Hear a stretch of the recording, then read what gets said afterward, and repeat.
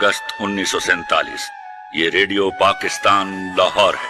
आपको पाकिस्तान मुबारक। आप आजाद हैं, आजाद रहें। वतन की मिट्टी गवाह रहना।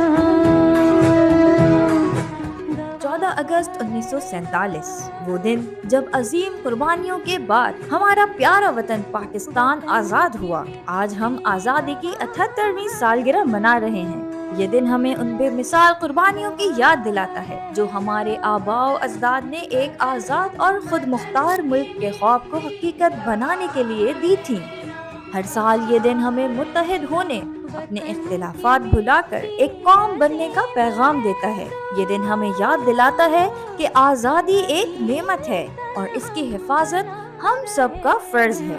वतन की मिट्टी गवाह रहना। Sindh solid waste management board का पैगाम है कि हकीकी आज़ादी इस वक्त है जब हमारा माहौल भी गंदगी से आज़ाद हो, आलूदगी से पाक हो।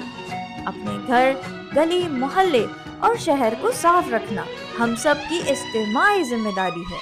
छोटी छोटी कोशिशें बड़े मुस्बत नताइज ला सकती हैं। कचरा कूड़ेदान में डालें, अपने इर्द गिर्द के माहौल को साफ रखें और दूसरों को भी इस कार्य खैर में शामिल करें। यौम आज़ादी के इस मुबारक मौके पर आइए अहद करें कि हम एक ऐसा पाकिस्तान बनाएंगे जो न सिर्फ तरक्की याफ्ता हो बल्कि साफ सुथरा और सरसब्ज भी हो। जश्न आज़ादी की खुशियाँ मुबारक हों।